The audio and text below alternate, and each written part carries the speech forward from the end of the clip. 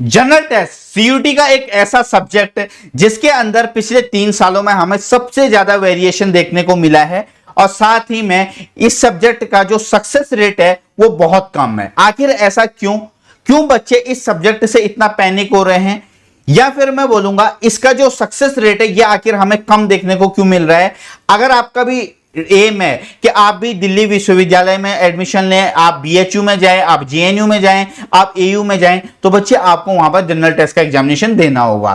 तो इस वीडियो के अंदर मैं आपको बताने वाला हूं कि किस तरीके से आपकी जो अप्रोच है वो रहनी चाहिए आने वाले अपकमिंग 5 से 6 महीने के लिए, जिससे आप अच्छे से मेहनत करके आप जनरल टेस्ट में बहुत अच्छा स्कोर आप कर सकते हैं। तो वीडियो को शुरू करेंगे बिना किसी देरी के। आप में से बहुत सारे स्टूडेंट्स इस वीडियो को देखेंगे, लेकिन सिर्फ वही बच्चा अच्छा मार्क्स स्कोर कर पाएगा जो इस स्ट्रेटजी को फॉलो करेगा, है ना। सिर्फ वीडियो देखने से काम नहीं होता है बच्चे, उसको फॉलो भी करना होता है। तो आप सभी को पता होगा कि भाई जो आपका जनरल टेस्ट है उसमें 3 सेक्शन आते हैं, quantitative aptitude, logical reasoning, general knowledge और करंट अफेयर्स। अब यहां पे अगर हम बात करें तो एनटीए ने इसका डिटेल्ड सिलेबस अभी भी प्रोवाइड नहीं कर रखा है अपनी ऑफिशियल वेबसाइट पर। तो जिन बच्चों को अगर जनरल टेस्ट का डिटेल्ड सिलेबस नहीं पता है, मैंने कुछ दिन पहले वीडियो बनाई है, उस वीडियो को जाकर के देखिए। उसमें मैंने पिछले 3 साल में कौन से टॉपिक से कौन से क्वेश्चंस आए हैं, कितने क्वेश्चंस हमें देखने को मिले हैं, वो सारा उसमें बता रखा है। अगर मैं सिलेबस इसमें बताऊंगा तो वीडियो बहुत ज्यादा लंबी खिंच जाएगी। अब यहां पर आपके पास 60 क्वेश्चंस होंगे, तो आप 10 क्वेश्चंस आपके पास चॉइस है, आप स्किप कर सकते हैं। आपको 50 क्वेश्चंस अटेम्प्ट करने होते हैं। अब यहां पे स्टूडेंट्स के मन में एक सवाल आता है कि सर इनमें से किस सेक्शन से कितने कितने क्वेश्चंस आएंगे। तो बच्चा एनटीए ने ये कहीं पर भी डिफाइन नहीं कर रखा है कि हम क्वांटिटी से, रीजनिंग से और जीके करंट अफेयर से इतने इतने क्वेश्चंस लेंगे। तो ऑन एन एवरेज अगर हम बात करें तो 20 से 22 क्वेश्चन आपके रहते हैं क्वांटिटेटिव एप्टीट्यूड के, लगभग 18 से 20 क्वेश्चन आपके रहते हैं रीजनिंग के, और लगभग 15 से 18 क्वेश्चन रहते हैं आपके किसके, जनरल नॉलेज और करंट अफेयर के। तो ये आपका पूरा रहा कि कौन से सेक्शन से कितने कितने क्वेश्चंस आते हैं। कभी देखिए क्वांटिटी के ज्यादा हो जाते हैं, कभी रीजनिंग के, कभी जीके और करंट अफेयर के। अब यहां पे 2 टाइप के स्टूडेंट्स होते हैं। खैर वैसे तो बहुत टाइप के होते हैं जिनको पढ़ना नहीं होता, लेकिन जो पढ़ने वाले स्टूडेंट्स होते हैं वो मोस्टली 2 टाइप के होते हैं। एक जो अपना डेली बेस पे पढ़ाई करते हैं, दूसरे उस टाइप के होते हैं जो अपने वीकली बेस पे अपना टारगेट बना के पढ़ाई करते हैं।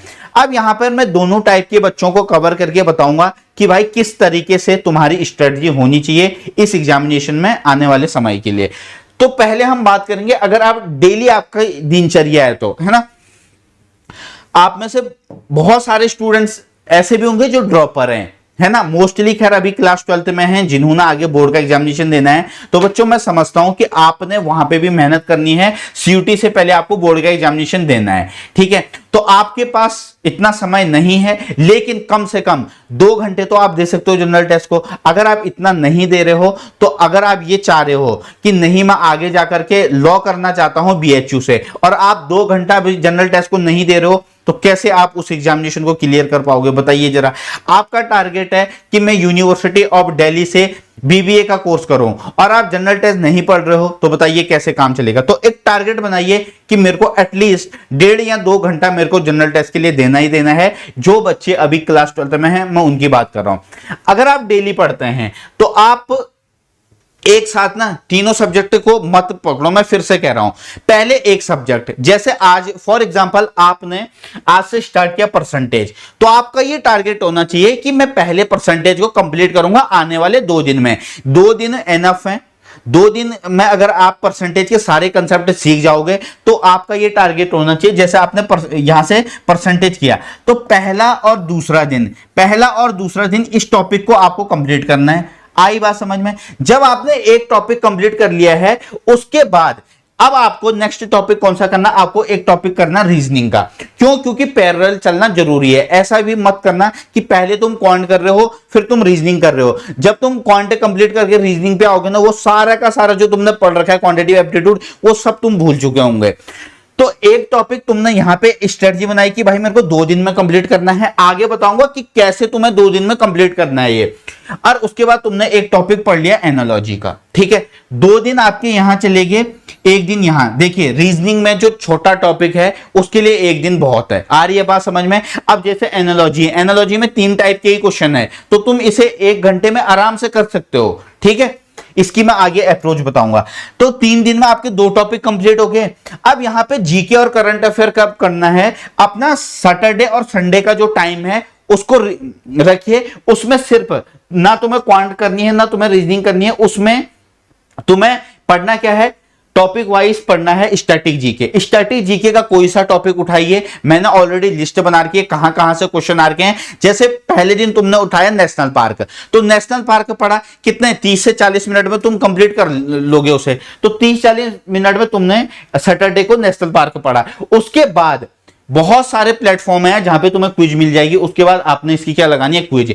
क्यों क्विज लगानी है, जो पढ़ रखा है उसको रिटेन रखने के लिए, है ना। तभी तो आपको पता चलेगा कि जो मैंने अभी पढ़ा था वो मैं कितना अपने माइंड में रख पा रहा हूं उस चीज को, ठीक है। संडे का आपका दिन रहेगा किसका, वीकली करंट अफेयर का। मैं फिर से कह रहा हूं डेली करंट अफेयर पढ़ने की जरूरत नहीं है, ठीक है। वीकली करंट अफेयर पढ़िए, 1 घंटा 1.5 घंटा लगेगा, और उसमें स्पेशली मैं भी आपको पढ़ाता हूं, मैं उसमें आपको स्टैटिक जीके भी करवाता हूं, तो ये आपका यहां से कवर हो जाएगा। डेली करने की जरूरत नहीं है, तो वीकली बेस पर आप करंट अफेयर कीजिए।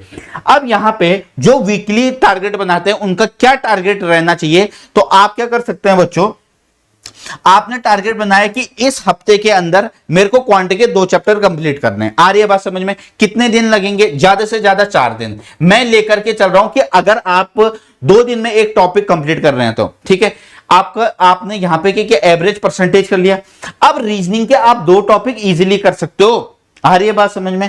आप यहां पे रीजनिंग के 2 टॉपिक कर सकते हो, बाकी ये डिपेंड करता है आप कितना टाइम देना चाहते हैं। आप ऐसा कर सकते हो कि आपने इस वीक में 2 टॉपिक कंप्लीट कर लिए क्वांट के, और अगले उसी वीक में आपने उसी वीक में 1 टॉपिक रीजनिंग का कंप्लीट कर लिया। आप ऐसा भी कर सकते हो, आप 2 टॉपिक इसके 1 टॉपिक इसका, ये भी आप कर सकते हो। अब ये हर एक बच्चे के अकॉर्डिंग वेरी टू वेरी करेगा। आ रही है बात समझ में? मैंने आपको बता दिया है, फॉलो करना आपका काम है, जो फॉलो करेगा वही बच्चा आगे जाकर के सक्सेस होगा, ठीक है ना। ये मैंने ऑलरेडी आपको बता दिया है, ठीक है। इसके बिल्कुल से तुम्हें नोट्स बनाने की जरूरत नहीं है, मैं तुम्हें नोट्स ऑलरेडी दे रहा हूं। टेलीग्राम चैनल ज्वाइन कीजिए सीयूटी कोर का, ठीक है। तो अगर तुम ये प्लानिंग रखते हो, इस प्लानिंग को रखने के साथ साथ तुम्हें क्या करना है, देखिए अब यहां पे मुद्दे की बात। सबसे पहले बच्चों के मन में आता है कि क्या सर नोट्स बनाने चाहिए। मैं कहता हूं बिल्कुल नोट्स बनाने चाहिए। देखिए जब मैं आपको पढ़ाता हूं, मैं भले ही आपको नोट्स देता हूं, लेकिन कुछ ऐसा भी तो होता है कि जो तुम्हें बीच में समझ में नहीं आ रहा हो, तुम उसके नोट्स नहीं बनाओगे। ऑब्वियस सी बात है यार, तुम उसके नोट्स बनाओगे, है ना। उसके बाद solve class notes plus DPP multiple time. अब यहां पे इस बात को ध्यान रखिएगा, जो क्लास नोट्स आपको देता हूं मैं, उनको मल्टीपल टाइम रिवाइज करना है। ये नहीं कि आज कर दिया बस हो गया जयराम जी की, ऐसा नहीं, ऐसे काम नहीं चलता बच्चों, ठीक है। उसके बाद डीपीपी, ये हर चैप्टर की तुम्हें मिल रही है। अभी मैंने प्रॉफिट लॉस की नहीं दे रखी है, वो मैं जल्दी अपलोड करूंगा, ठीक है।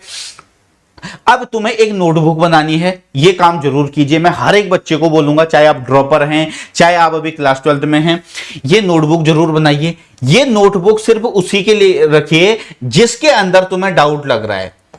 भाई जैसे फॉर एग्जांपल तुमने क्लास के अंदर कोई क्वेश्चन पढ़ा, तुम्हें वो डिफिकल्ट लगा या तुम्हें वो समझ में नहीं आया, तो तुम उसका नोट्स बनाइए, और उसमें उसको क्या करना है, हफ्ते में या फिर 3 से 4 दिन में एक बार जरूर देखना है। आ रही है बात समझ में? ये नहीं कि नोट्स बना दिए और कॉपी फिर रख दी कहीं और, अगले साल फिर याद आ रहा है सीयूटी पेपर के टाइम, अरे ये तो मैंने नोट्स बनाए थे, पढ़े ही नहीं, कोई फायदा नहीं है। आ रही है बात समझ में? उसके बाद जनरल नॉलेज और करंट अफेयर के जो याद नहीं होता, सिर्फ उसके नोट्स बनाने हैं, ठीक है। मैं ऑलरेडी आपको नोट्स दे रहा हूं, आप क्यों उसमें इतना अपना टाइम वेस्ट कर रहे हो, ठीक है।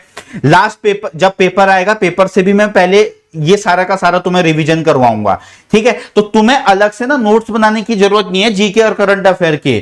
इसके आपको पीडीएफ मिलेंगे, इसके मैं आपको पीडीएफ प्रोवाइड करूंगा आने वाले अभी कुछ दिनों के बाद, ठीक है। करंट अफेयर के तुम्हें नोट्स नहीं बनाने हैं, जो याद नहीं होता है या फिर जो मैं अपनी क्लास के अंदर बोलता हूं कि बच्चा इसको नोट कीजिए, वो तुम्हें नोट करना है। आ रही है बात समझ में? क्योंकि कितने नोट्स बनाओगे, क्योंकि तुम्हें अपने बोर्ड के एग्जामिनेशन भी देने हैं। अब यहां पे ट्राई टू अटेम्प्ट क्विजेस, आपको मैक्सिमम क्विजेस क्या करनी है, ट्राई करनी है। जैसे फॉर एग्जांपल आपने परसेंटेज पढ़ा। तो भाई इतने सारे प्लेटफॉर्म है, आप वहां से क्विज लगा लीजिए, आपका ये भी पता चल जाएगा कि जो आपने परसेंटेज के कंसेप्ट सीख रखे हैं वो आप विद इन टाइम कर पा रहे हो या नहीं कर पा रहे। आ रही है बात समझ में? ठीक है, तो ये हर एक बच्चा इसको रिवाइज जरूर करेगा।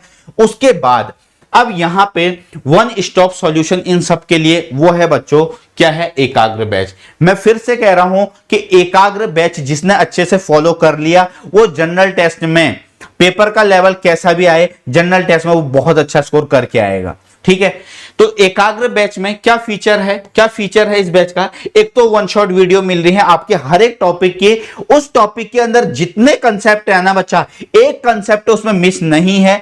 3 से 4 घंटे का लेक्चर होता है ऑन एन एवरेज क्वांट का, तो वो आप इजीली कर सकते हैं। अब मैंने यहां पे आपको जो ये बात बताई थी कि तुम अगर डेली प्लान बना रहे हो तो तुम्हारा 2 दिन में एक टॉपिक तुम्हें कंप्लीट करना है, तो वो आप इस वीडियो के माध्यम से कर सकते हो। ठीक है, जैसा परसेंटेज का लेक्चर आई थिंक लगभग 3 से 4 घंटे के बीच में है, तो उसको 2 दिन में कर लीजिए।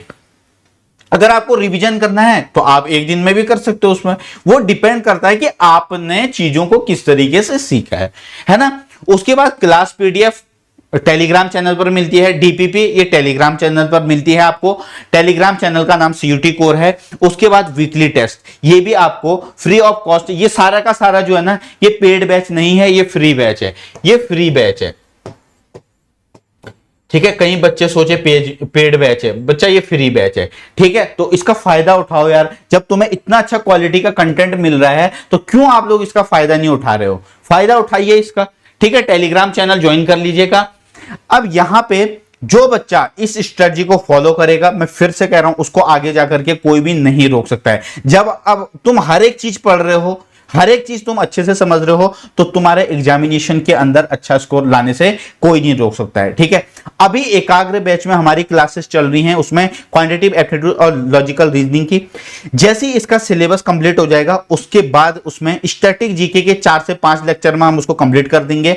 मैंने फिर से कह रहा हूं इस बात को कि आपको पीडीएफ मिलेगी किसकी? स्टैटिक जीके की। तो उसके नोट्स अगर आप नहीं बना रहे हो तो कोई बात नहीं है, लेकिन जो चीज याद नहीं होती उसके नोट जरूर बनाइएगा। तो स्टूडेंट्स, उम्मीद करता हूं जो भी बातें मैंने आपको शेयर करी हैं वो आप सभी के लिए बहुत ज्यादा हेल्पफुल रही होंगी।